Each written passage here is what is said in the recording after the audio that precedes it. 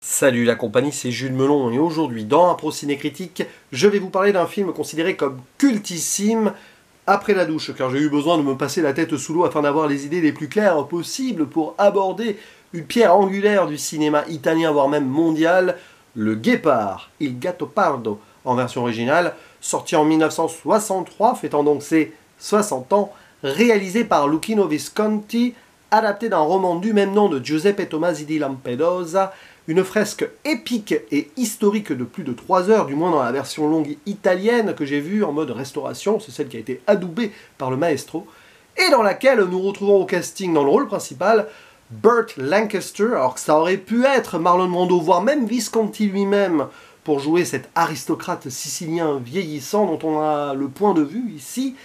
À ses côtés, le duo Alain Delon-Claudia Cardinale, favori de Visconti, qu'on avait vu déjà dans son Rocco et ses frères, qui à date était le seul métrage du monsieur que j'avais vu. J'en avais fait une vidéo il y a quelques semaines. Dans des rôles plus secondaires, nous avons Paolo Stoppa, Rina Morelli, Terence Hill, oui, crédité sous le nom de Mario Girotti, c'était vraiment son patronyme avant, donc qu'il ne devienne encore plus célèbre sous ce pseudo plus tard, et des apparitions de Pierre Clémenti, jeune français à l'époque, qui malheureusement n'a pas eu la carrière qu'il aurait pu avoir, je crois qu'il est décédé assez tôt, et Serge Reggiani qui est là également, oui, oui, oui.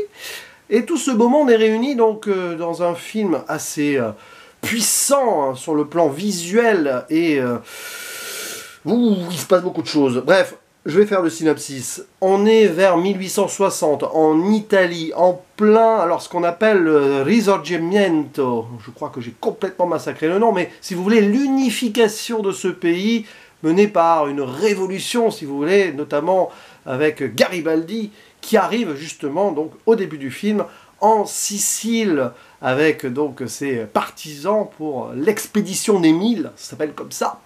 Et du coup, on va suivre la famille du prince Don Fabrizio de Salina, qui vit à Palerme, et qui doit partir, fuir un petit peu cela, et donc ils vont passer quelques temps dans leur magnifique villa de vacances, toujours en Sicile. Et de ce prince, donc, on va avoir ici tout simplement l'observation d'une fin de cycle, la mort, grosso modo, de cette aristocratie ancestrale de cette île, et même italienne au sens large, et il va constater les choses avec amertume, mais fatalité également, tout en projetant peut-être cet avenir possible à travers son neveu préféré, joué par Alain Delon, Tancredi. Et celui-ci, qui doit épouser la fille du prince, c'est un peu compliqué, hein, on voit ici la consanguinité de l'aristocratie, va en fait tomber amoureux une fois arrivé donc, dans cette petite ville d'été, hein, de la fille du maire local qui est un bourgeois. Et ces bourgeois qui sont amenés à remplacer la noblesse. Et en plus, personnage très intéressant et un peu complexe quand même, Tancredi, il a été parmi les partisans de Garibaldi, étonnant non, pour être à l'intérieur et essayer de quelque part contrôler le changement inéluctable. C'est un petit peu ici une idée assez intéressante, manipulation politique peut-être, parce que si on veut tout changer, il ne faut rien changer, c'est ce qu'il dit. Quelque part, dans cette révolution, une révolution quelque part, elle part d'un point A, ça tourne et on revient au point A. C'est un petit peu l'idée ici. Le personnage de Tancredi, il se dit, bon, quitte à changer les choses, autant contrôler le changement et réinstaurer un petit peu notre ordre différemment sous couvert de cette révolution. Ah, c'est intéressant ça. Et donc on va suivre ici pendant plus de 3 heures comment les guépards et les lions, les nobles, les aristos, sont en train d'être remplacés par les chacals et les hyènes, donc les bourgeois qui ont fait leur richesse sur les terres, etc. Et qui veulent devenir les nouveaux nobles, hein, clairement, hein, pour finalement ne rien vraiment changer. Et alors, je ne sais pas si c'est très proche du roman ou pas, je crois qu'il manque les 2 derniers gros chapitres ici. Mais ce qui est certain, c'est que c'est un film qui me questionne beaucoup. Voilà, j'en avais parlé en privé, parce que je l'ai vu 48 heures, non, 24, un peu plus de 24 heures avant de faire cette vidéo. J'en ai donc discuté avec certaines personnes en message privé, peut-être qu'ils se reconnaîtront en tombant sur cette vidéo. Et c'est vrai que sur le moment, visuellement, esthétiquement, c'est royal, c'est du grand cinéma, c'est splendide, il y a des plans, il y a des situations qui vraiment font mouche. Les acteurs et les actrices sont très bons, très bonnes. Absolu, quoi. C'est du pur cinéma. Par contre, c'était sur le message et le point de vue. Moi, j'étais un peu surpris, quelque part, parce que j'en étais resté forcément à Rocco et ses frères, et aussi à cette réputation de Visconti, qui était résistant communiste, un militant, qui avait même lancé le néoréalisme avec Ossessione, et qui a clairement fait un virage presque à 360 degrés. Il fait sa révolution, mais vraiment va-t-il au bout? Pour revenir au point A, d'une manière ou d'une autre, oui. Je vais essayer d'expliquer pourquoi. Puisqu'ici, clairement, on a un film, je pense que le roman était pareil, nostalgique d'une vieille Italie noble. Hein. On est très loin, du coup, de ce point de vue plutôt proche du peuple. Hein. Et il faut savoir que Visconti a des origines, oui, parce qu'il est décédé, hein, des origines de la noblesse, alors je crois que c'est milanaise, et que quelque part il a découvert, peut-être avec les années, un peu ses racines, et il a été touché par le roman, qui de base aussi a été écrit par quelqu'un qui avait son arrière-grand-père, en gros le prince du film, là c'est l'arrière-grand-père de l'auteur. Et Visconti s'est reconnu dans l'auteur, qui s'était reconnu dans son aïeul, et Visconti s'est reconnu aussi dans ses aïeuls, si on veut.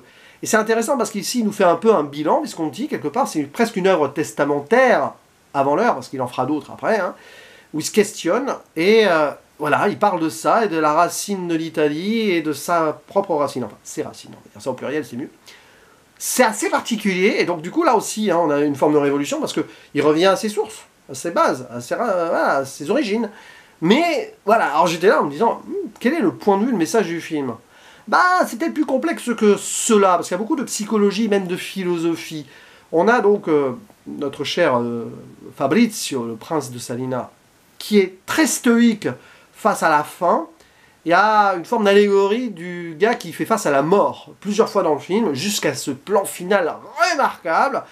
C'est pas un spoil, mais oui, le personnage qui marche vers une ruelle sombre, comme ça, de dos.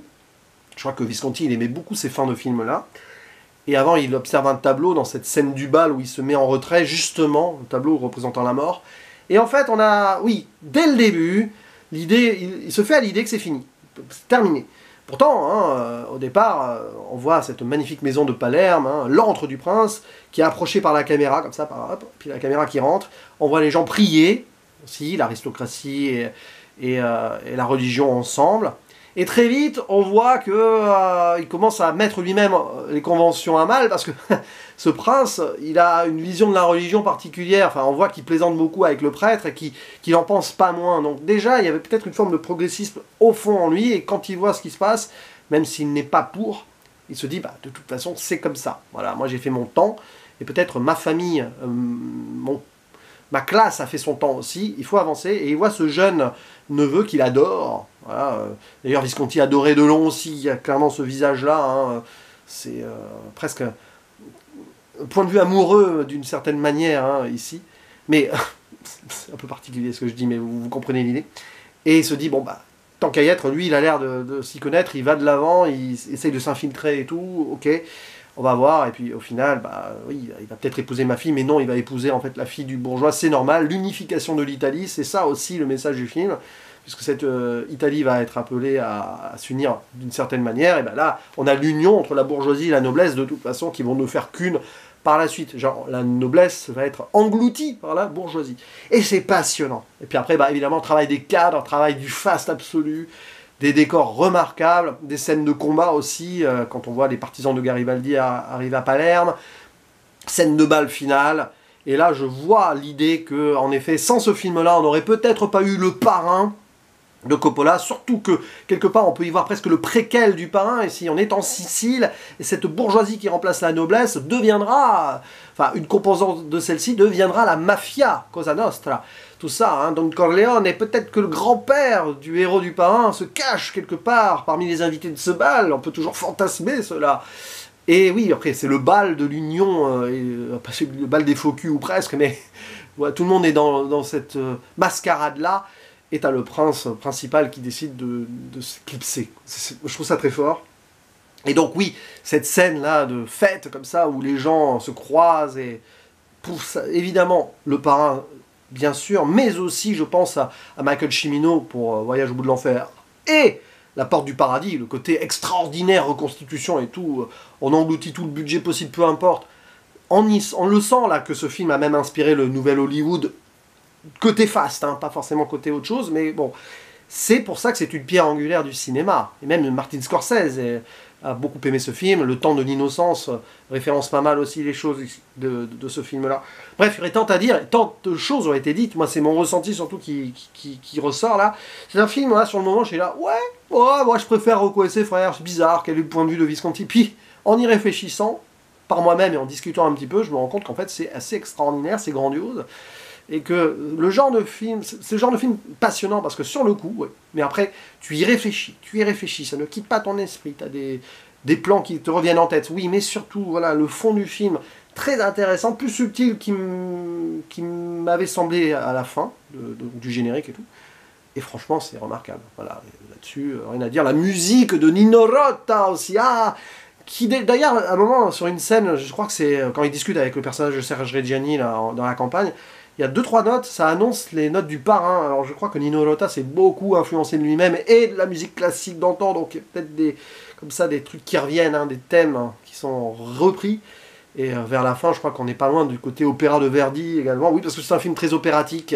Je crois que Visconti aimait beaucoup l'opéra, donc il y a de ça. Tu as l'impression qu'il lâche tout dans ce film, comme s'il s'imaginait ne jamais refaire du cinéma derrière. Chaque film étant potentiellement le dernier. Mais là, waouh! Bon, évidemment, il continuera après, mais...